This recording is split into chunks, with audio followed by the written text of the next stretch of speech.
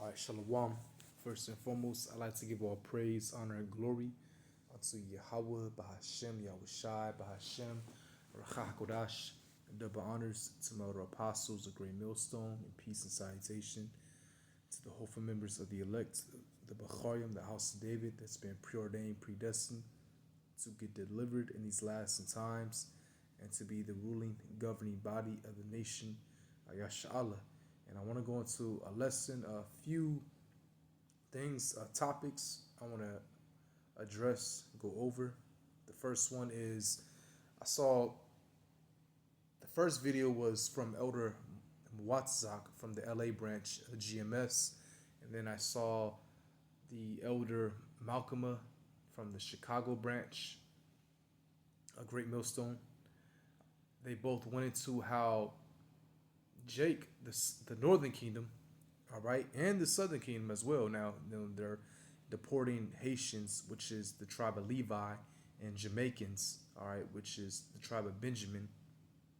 Okay, they're deporting them as well. But the Northern Kingdom is, as we know, if you're watching the news, they're being harassed, they're being hunted. Okay, there's no better word. They're actually being hunted. And they're being deported back to their country. All right.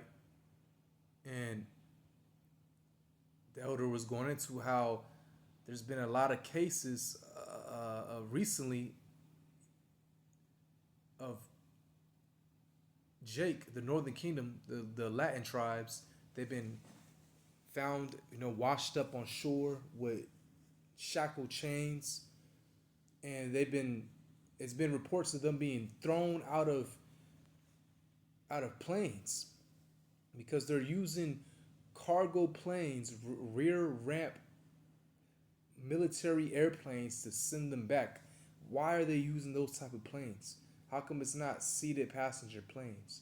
All right, why is it cargo rear ramp military planes? It's the first time as well that they're doing this. That a plane, these type of planes can open their doors in mid-flight. You see? So I'm gonna play this video. All right. This is the first topic I want to go through. Oh, it's lucky. Washed up ashore, all the way to 61 bodies washed up ashore with their hands and feet shackled. Y'all cannot tell me that this is not genocide against Hispanic people. What's going on in America right now in front of our eyes, for us not to be furious and outraged about this, I don't understand. Half of the people that stay in America that can be so heartless and not care about other human life. Do y'all realize that this go on to the Hispanics? It can happen to us too, man. And I'm going to keep dropping these videos and I'm going to keep supporting Mexico because I'm going to keep calling the devil out on his evil actions. Real talk, man. This is a must that we unite and we stand up to ICE. Me sick to my stomach. Do you not realize that these are mothers, fathers, children?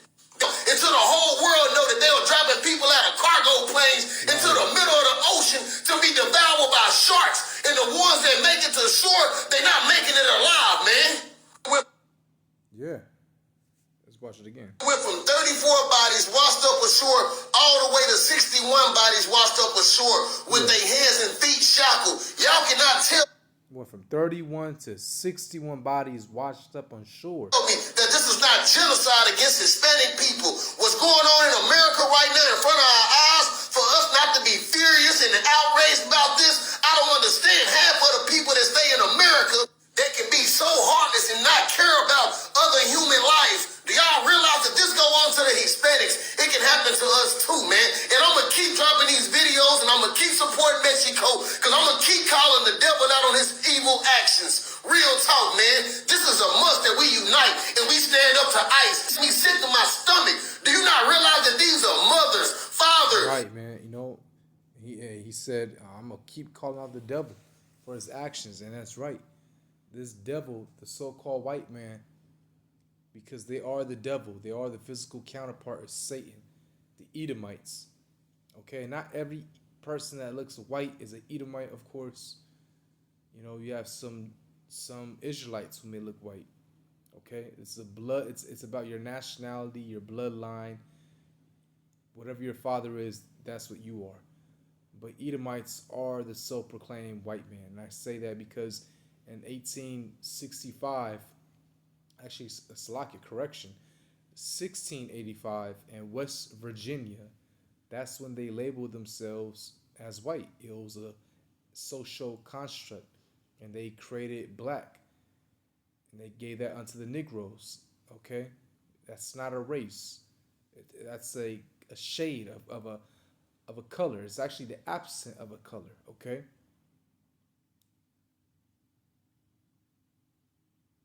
but this devil is a freaking madman. And it does make you mad. All right, and you have some Jakes, coons helping ICE now. It's absurd. They're helping the enemy, but nothing's new under the sun. That's always happened.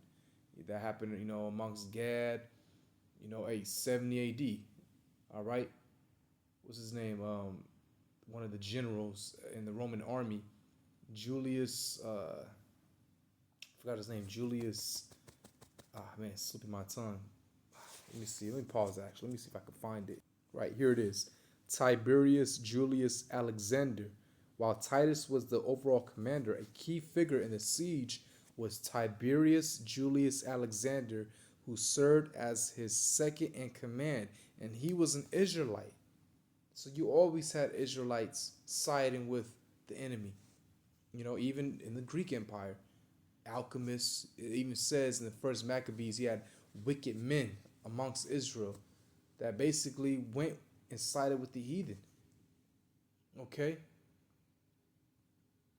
And they try to destroy the Maccabees. They tried to destroy the Israelites who wanted to worship Yahweh at that time.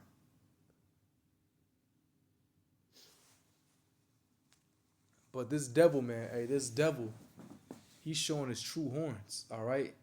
And this news, this should be broadcasted worldwide, and it's gonna get out, all right? I can, it's already on TikTok. The cargo plane ships.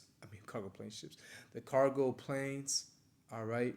The rear ramp planes, and Elder Malcolm brought up, showed one video of, well, yeah, that was actually it was two he brought out of the rear ramp planes that can open mid-flight. Now, why would they get those type of aircrafts, military aircrafts? All right, and then Elder Muatazak, he was the one that got the migrants being washed up on shore, shackled in chains. All right, it was 31 starting in January. Now it's 61 and counting. Okay. So this devil, man, this freaking devil gotta go, man. He gotta go. All right. And it does make you mad, but hey, like the elder said, you gotta leave your emotions at the door. Hey, in the time of Jacob's trouble. All right. But it's like, damn, like Esau, you could just deport them back. Why you gotta throw them offshore, mid-flight? Just throw them out like a piece of lint, like they're nothing. Hey, but you touching the apple of the Most High's eye, all right? Even though this is all judgment, but at the same time, you touching the apple of His eye. All right, you touching the Most High, the apple of His eye. All right, you touching His people. You can easily just deport them back. Like you said you were. That shows that you're a liar, man. Proverbs chapter 4, verse 16. For they sleep not, except they have done mischief, and their sleep is taken away unless they cause some to fall. Right. And this devil is always thinking of his next scheme is of wickedness. He's always plotting, and it's against you Jakes, you Israelites. This man, these devils, these Edomites, starting with the international banking families, they really want to enslave y'all. And really, in their mind, they want to wipe you Jakes out. They want your blessing. They want what you have, but they can never get it. All right, and prophecy says how once Yahushua returns, we're gonna put all you heathens in slavery, starting with you international banking families. Psalms 149. All right. Revelation 13, verse 10. We're going to put you in captivity. And Obadiah says, at the end of all of that, when it's all said and done, we're going to wipe you out, man. Ain't no Edomite is going to be left. You see?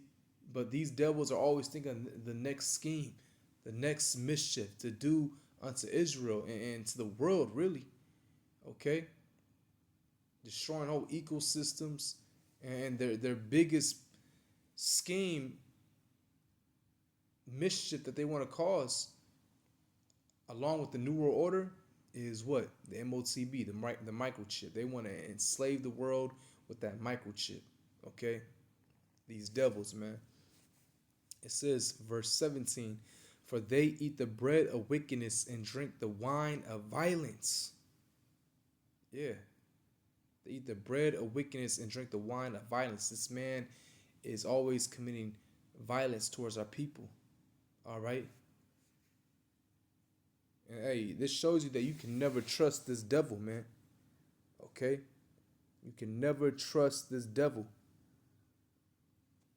Never. Actually, let me get, what is that? Ecclesiastes chapter 12, verse 10. Get to the point. Never trust thine enemy, for like as iron rusteth, so is his wickedness. Right? Because eventually iron will rust one day. Okay? As it ages. All right? And you don't take care of it, it eventually rusts. It's metal. That's what metal does. Esau was created to be the wicked. He's always going to have that attribute about him. He's always going to be the wicked. Somehow, some way, that wicked attribute is going to come out and be shown forth. All right? And you're starting to see this man's horns. Okay? And it's only going to get worse.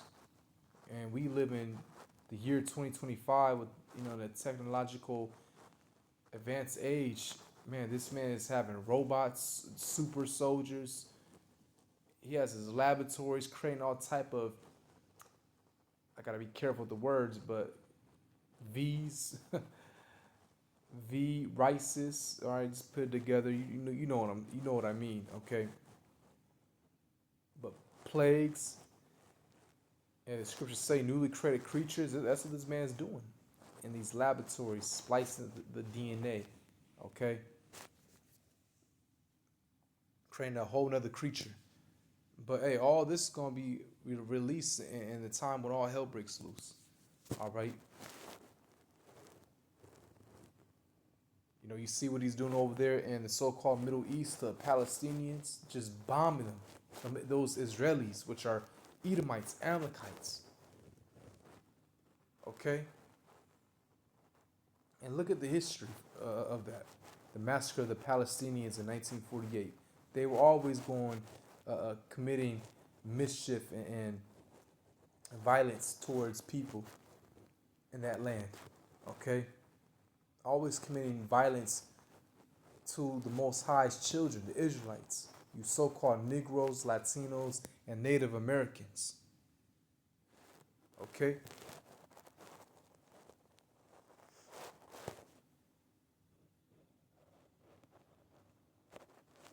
What's that? Ezekiel 35. Let me get a scripture. Ezekiel 35, verse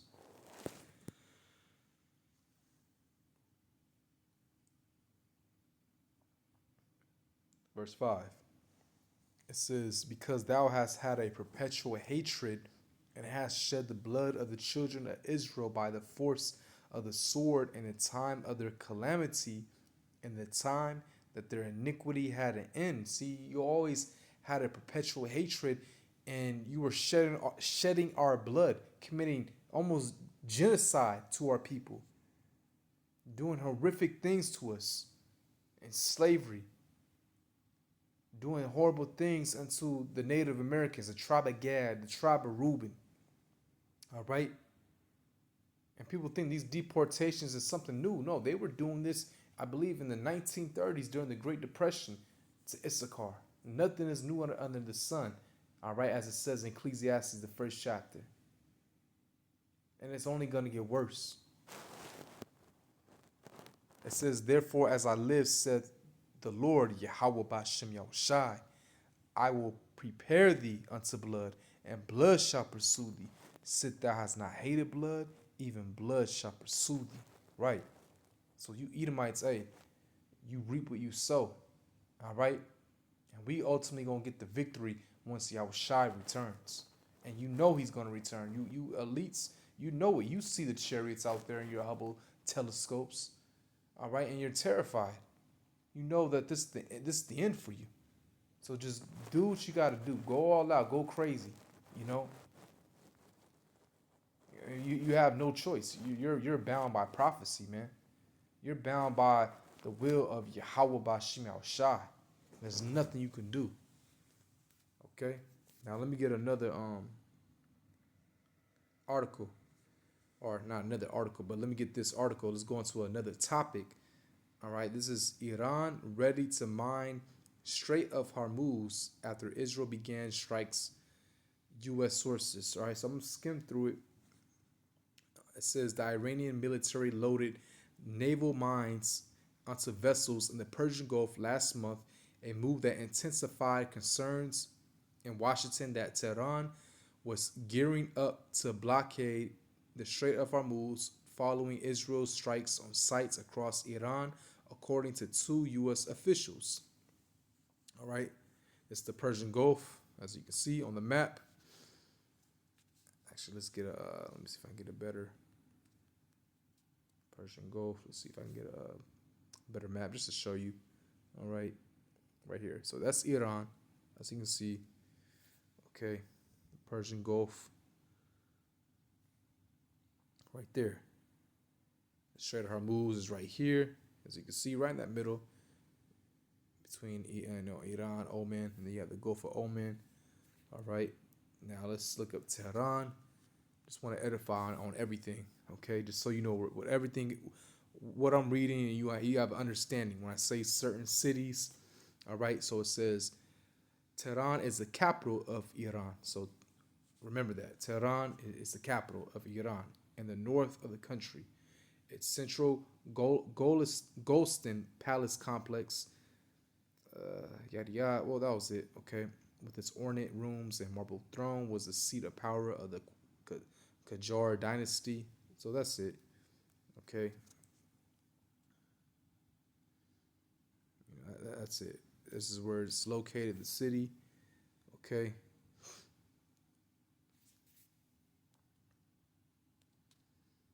So now let's go back to this article.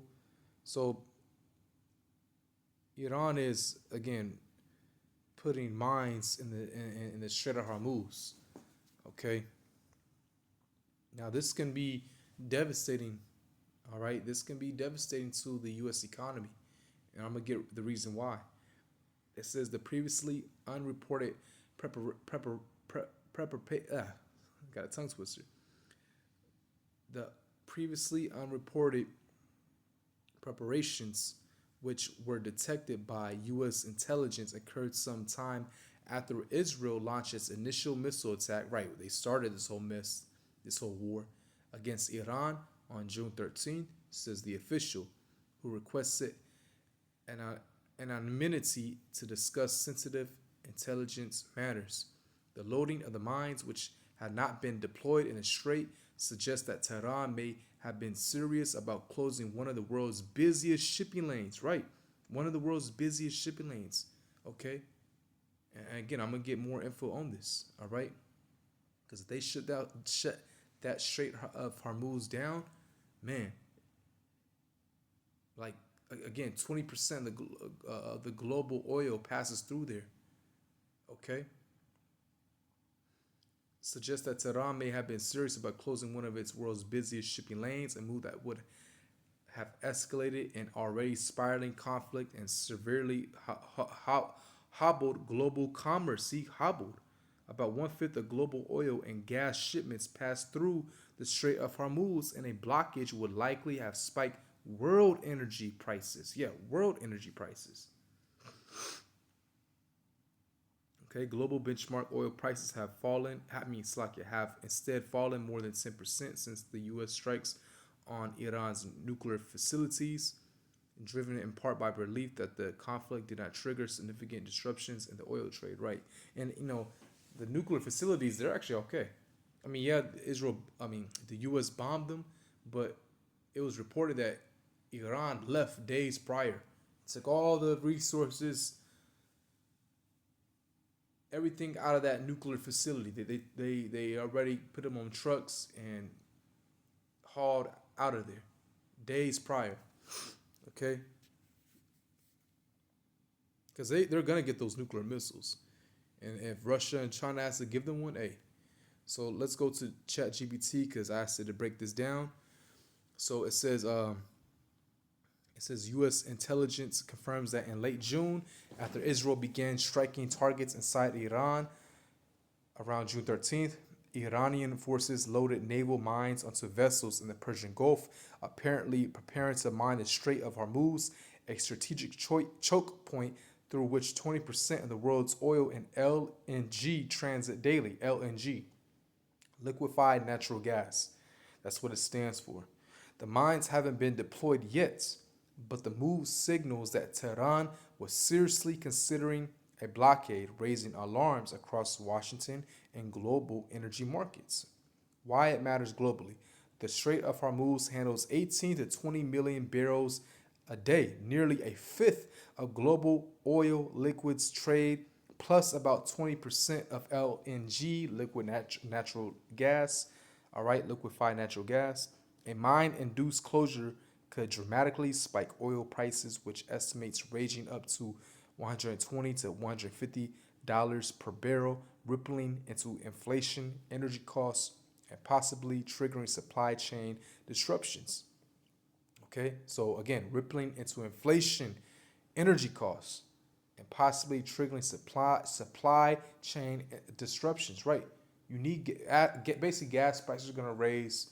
All right, and you know, and LNG is also used for energy, and I'm gonna get it too. You know what else is used for, but that's gonna hurt a lot of truckers who are like the bloodline for America who transport different commodities. All right, this is gonna disrupt the whole logistics system.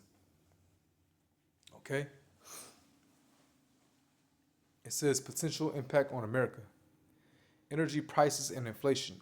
U.S. oil imports via Hormuz are modest, 7% of total imports, 2% of consumption, but global price surges ripple into U.S. pump and home heating costs. Markets already reflect a risk premium, $12 to 15 barrel, and a genuine closure could drive further inflation affecting consumer spending, especially ahead of 2025 election cycle.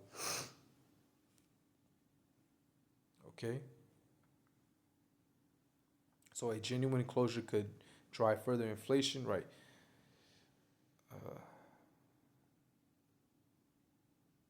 Economic growth in markets. Past oil price spikes increase volatility across stock and bond markets. However, yeah, so man, it's gonna hurt the stock market. Okay. However, the U.S. now has more cushion thanks to the shale boom in energy exports, which have undercut OPEC's pricing power. Still prolonged higher energy costs risks slowing growth and reducing consumer spending and complicating the Federal Reserve's inflation management. Okay, so just bear with me. I know this may sound boring to some, but this is very imperative. This is important to listen to know. All right, because it's gonna rock this place. Okay. Now will it be a devastating blow? No, but it's definitely still a blow, a hit. Okay, it's gonna disrupt the economy somewhat. Okay, you gotta know these things. Okay, you have to read up on things like this. Energy security and geopolitical posture. The U.S. has already responded by sending naval forces to protect shipping lanes and discourage escalation. If Iran mines the strait, it risks serious confrontation. History warns. When Iran mined the strait in the 1980s, see, they did this before. The U.S. retaliated in Operation Praying Mantis. I gotta look that up actually. I'm on my studying time. Sinking Iranian ships and demonstrating mines can trigger open conflicts.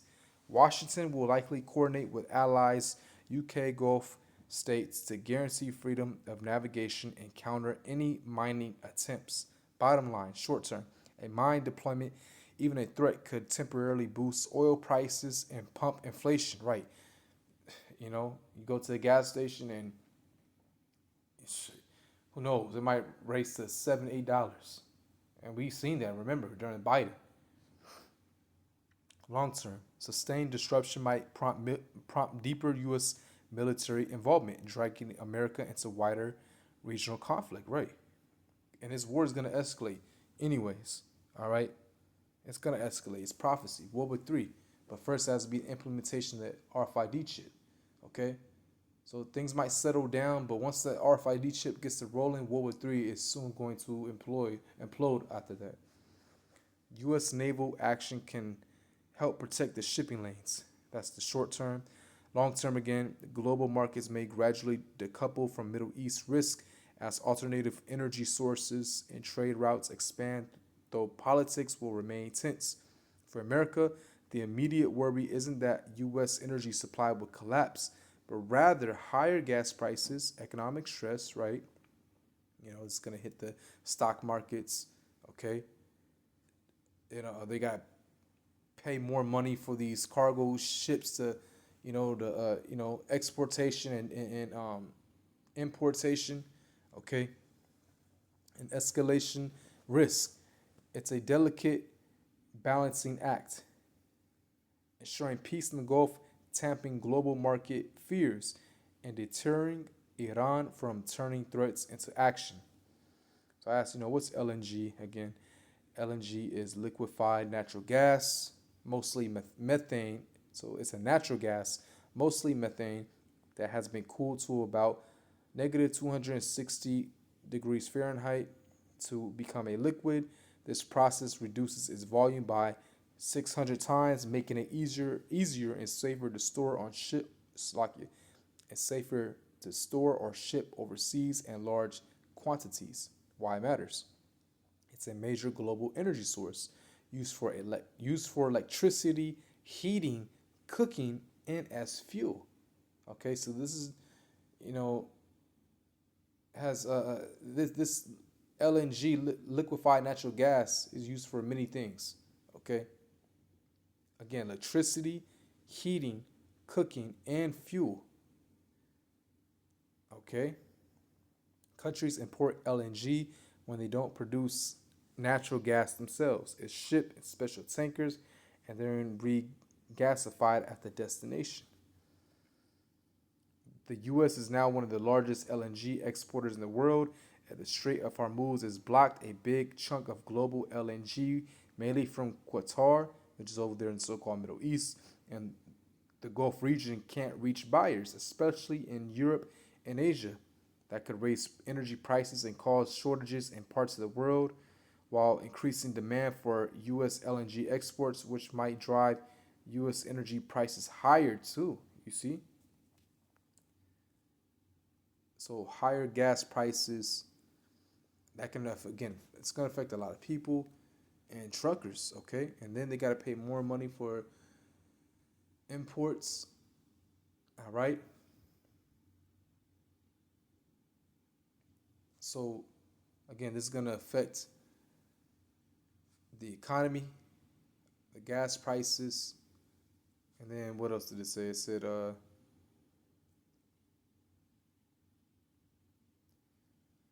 right, an escalation risk, right? More regional conflict over there. If Iran does this, if they, start setting up these naval mines.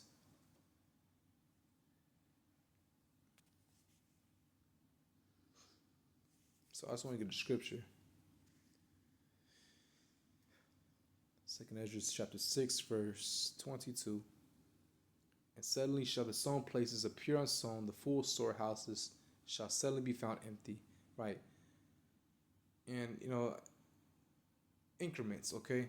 This is coming until it's really just a famine throughout the land. But again, the truckers, or I should say like this, higher gas prices, the U.S. paying more money for imports slash exports.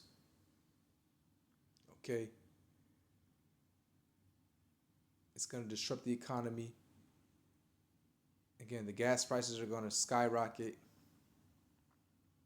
and it's going to be less, commodities coming over here. And if the oil prices rise up, it's going to be very bad for the truckers. All right, that's going to disrupt the flow of the logistics system. Okay, and they're the ones that transfer all these commodities that you see, all the supplies. All right, the supply chain is going to be disrupted. Okay, so you're going to go inside a store and it's going to be less supplies and goods. Okay, so just want to go over those two topics. All right, so Lord willing, this was edifying. On to the next one. Shalom.